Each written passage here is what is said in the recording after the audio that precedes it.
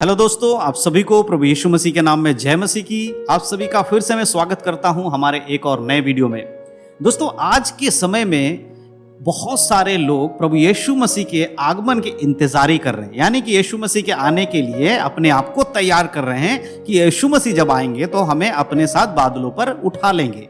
इसकी तैयारी में लोग लगे हुए हैं और ऐसा होना भी चाहिए। हर एक विश्वासी को तैयारी करते रहना है, अपने जीवन को जांचते रहना है, क्योंकि यीशु मसीह का आगमन बहुत ही शीघ्र होने वाला है और जब यीशु आने वाले हैं उस समय के बारे में कोई नहीं जानता। इसीलिए जरूरी है कि आप और हम हर दिन हर समय अपने जीवन को परखें, देखें और जांचें कि हम प्रभु के संग जाने लायक बन रहे हैं कि नहीं बन रहे हैं। इसी में हमें समय भी बिताना है। तो आज के वीडियो में मैं आपको कुछ ऐसी बातें बताने वाला हूं जो अधिकतर मसीह लोग कर रहे हैं, जिसकी वजह से वो प्रभु से दूर होते जा रहे हैं। ऐसा काम जो अधिकतर मसीह लोग अपने जीवन में आज कर रहे हैं, जिसकी वजह से वो प्रभु के उस दिन से दूर होते चले जा रहे हैं और उन्हें ये लग रहा है कि नहीं, हम तो यीशु के संग स्वर्ग में चले जाएंगे क्योंकि हमने यीशु पर विश्वास किया है, हम तो चर्च जाते हैं, हम तो प्रार्थना करते हैं, हम तो बाइबल पढ़ते हैं, बस हमारा तो टिकट कट गया, हमारा तो रिजर्वेशन हो रखा है, जैसे यीशु आएगा और हमें लेकर चला जाएगा। तो भैया इस धोखे में मत रहो कि आपने एक बार विश्वास कर लिया, जा चर्च में जाकर बपतिस्मा ले लिया और उसके बाद आपकी छुट्टी, बस आपका उद्धार पक्का हो गया।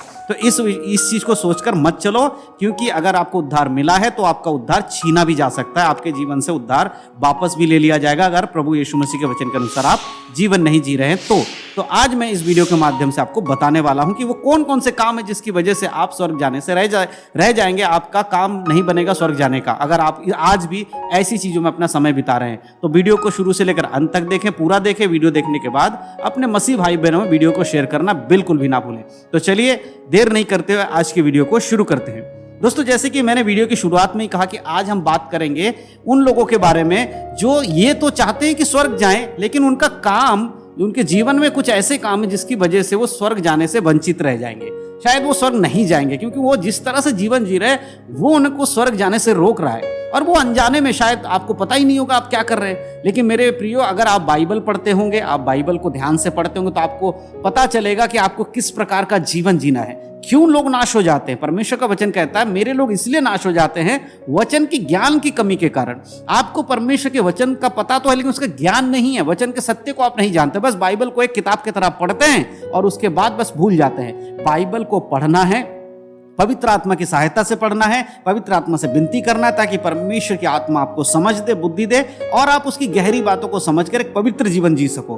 क्योंकि परमेश्वर के आने के बाद अगर आप अपने आप को बदलने की कोशिश करोगे तो यह संभव नहीं है। यीशु मसीह के आगमन से पहले अपने जीवन को जांच लो। देखो, यीशु मसीह संसार में आकर क्रूस पर बलिदान हो गए, इसलिए नहीं बलिदान हो गए थे कि हम और आप नाश हो जाए, वो इसीलिए बलिदान हुए थे ताकि हम अनंत काल का जीवन पाएं। परमेश्वर का वचन यूहन्ना की पत्री 3:16 क्या कहता है? परमेश्वर ने जगत से ऐसा प्रेम रखा कि उसने अपना इकलौता पुत्र दे दिया ताकि जो कोई उस पर विश्वास करे वो नाश ना हो परंतु अनंत जीवन पाए। नाश नहीं होना यानी कि नरक में ना डाला जाए और अनंत जीवन पाए मतलब स्वर्ग में चला जाए।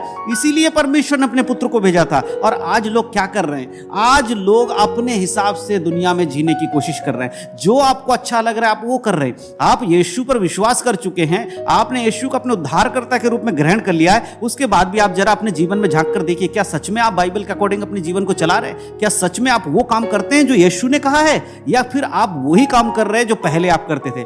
कुछ दिन जब कोई विश्वासी प्रभु यीशु मसीह को अपने उद्धारकर्ता के रूप में ग्रहण करता है, कुछ महीने या कुछ दिन तो वो बड़े पवित्र जीवन जीता है, अच्छी प्रार्थना करता है, अच्छे बाइबल पढ़ता है, यीशु मसीह के वचन के अनुसार चलता है, लेकिन धीरे धीरे उसके जीवन में सारी चीजें जो पहले थी वो वापस आने लगती है। फिर से वो बुराइयों में जाने लगता है, फिर से वो नशे की आदत में आने लगता है, दारू पीने लगता है, बीड़ी पीने लगता है, सिगरेट पीने लगता है, गाली देना शुरू करता है, दूसरे की बुराई करना शुरू करता है, अपनी आंखों से व्यभिचार करना शुरू कर देता है, गंदी गंदी फिल्में वगैरह देखना शुरू कर देता है। ये सारी चीजें धीरे धीरे पहली वाली चीजें उसके जीवन में लौट कर आ जाती है। मेरे प्रियो, अगर इस तरह का जीवन आज आपका है, आप यीशु को जानते हैं, यीशु मसीह के बारे में आपको पता है, उसको आपने उद्धारकर्ता के रूप में ग्रहण भी किसी समय किया है, लेकिन आज भी आप जीवन पाप में बिता रहे हैं, तो क्या आपको लगता है आप स्वर्ग जाओगे?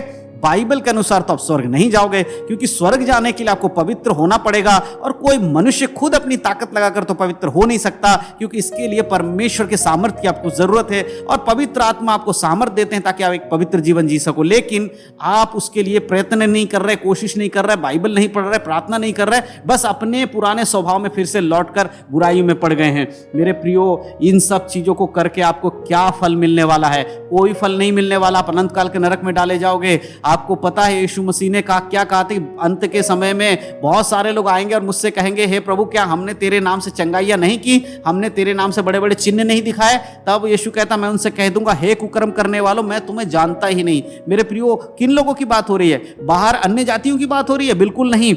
यीशु उनके बारे में बता रहा है जो यीशु मसीह को अपने उद्धारकर्ता के रूप में किसी समय उन्होंने माना था, लेकिन धीरे धीरे उन्होंने यीशु मसीह को छोड़ दिया और पाप में जीवन बिताने लगे। मनुष्य के लिए परमेश्वर कहता है कि अगर सारे जितने भी लोग हैं इस संसार में यीशु पर विश्वास करते हैं, अगर एक वचन हम पढ़ें, उसमें हम आते मत्ती उसका 16 अध्याय और उसके 26 आयत को पढ़ें, वहां लिखा है, यदि मनुष्य सारे जगत को प्राप्त करे और अपने प्राणों की हानि उठाए तो उससे क्या लाभ होगा? या मनुष्य अपने प्राणों के बदले क्या देगा? और 27 कहता है, मनुष्य का पुत्र अपने स्वर्गदूतों के साथ अपने पिता की महिमा में आएगा और उस समय वह हर एक को उसके कामों के अनुसार प्रतिफल देगा। प्रभु कहता है, अगर मनुष्य अपने जीवन में क्या करे? सब कुछ प्राप्त कर ले, संसार के सुख सुविधा, धन दौलत, पैसा और गाड़ी बंगला घोड़ा, जो भी नौकर चाकर, अच्छे पैसा कमा लो, अच्छे बिजनेस करके सब कुछ बना लो, लेकिन अगर आपकी आत्मा की आपको हानि उठानी पड़े, अगर आपको नरक में डाल दिया जाएगा, इससे आपका क्या लाभ होगा? आज बहुत सारे विश्वासी लोग, पता है किस चीज के विषय में प्रार्थना ज्यादा करवाते हैं? बहुत सारे लोग सिर्फ बिजनेस के बारे में प्रार्थना करवाएंगे, अपनी नौकरी के बारे में प्रार्थना करवाएंगे, आशीष के बारे में प्रार्थना करवाएंगे, धन कैसे बढ़ जाए इसके बारे में प्रार्थना कराएंगे। लेकिन बहुत कम ऐसे लोग होते हैं जो ये कहते हैं, हमें पाप के जीवन से छुटकारे के लिए प्रार्थना करो, हमारे जीवन में ये पाप है, आप मेरे लिए प्रार्थना करिएगा ताकि मैं इस पाप से छुटकारा पा सकूं। ऐसे कोई प्रार्थना करने वाले आज ज्यादा नहीं मिलते, गिने चुने लोग मिलते हैं। लेकिन सबसे ज्यादा जब मेरे पास प्रार्थना विषय आते हैं तो मैं देखता हूं कि सबसे ज्यादा लोगों की प्रार्थना क्या होती है कि हमारे पास पैसे की दिक्कत हो रही है, हमारे पास बीमारी की प्रॉब्लम है, हमारे जो पैसे फंसे हुए हैं, हमारा घर नहीं बिक रहा है, हमारा घर नहीं खरीदा जा रहा, हमारे पास बंगला नहीं है, हमारे पास गाड़ी नहीं है, हमारे बिजनेस में लॉस हो रहा है, हमारी नौकरी चली गई है।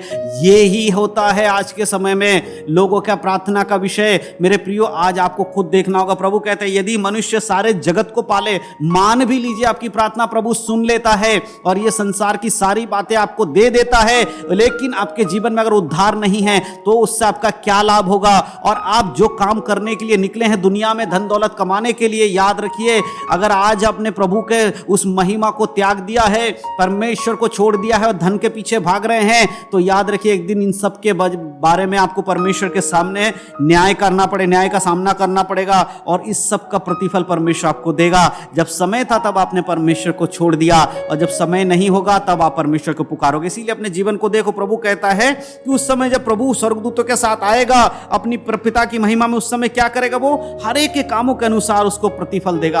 आप क्या काम कर रहे हैं? क्या आप यीशु मसीह के वचन के अनुसार काम कर रहे हैं? अगर आप यीशु मसीह के वचन के अनुसार काम कर रहे हैं तो स्वर्ग आपका है, और अगर आप अपनी इच्छाओं को पूरा कर रहे संसार में रहते हुए, तो याद रखिए आप कहां जा रहे हैं। आपको परमेश्वर ने एक मौका दिया अपने जीवन को परखने का। आज इस वचन को सुनने के बाद, इस वीडियो को देखने के बाद अपने जीवन को जाके परखिएगा, क्योंकि समय अभी है आपके जीवन में। इस संसार की चीजों को पाकर अगर आप नाश हो जाएंगे, उससे आपका क्या लाभ होगा? इसीलिए मेरे प्रियो, पुराने स्वभाव में लौटकर मत जाइए, धन दौलत कमाने के चक्कर में मत लगिए। उतना कमाइए जितना आपके परिवार के लिए जरूरी है, और परमेश्वर का वचन कहता है कि तू मुझसे मांग, दिन भर की रोटी मैं तुझे दूंगा। उतना पैसा अपने पास कमाइए, परमेश्वर आपको देगा जितने में आपका परिवार पल जाता है। करोड़ों अरबों रुपए ढेर लगा के क्या करेंगे? एक दिन यीशु मसीह आएगा और सब यहीं पे रह जाएगा। हम मर जाएंगे तो हमारे पैसे यहीं पे रह जाएंगे।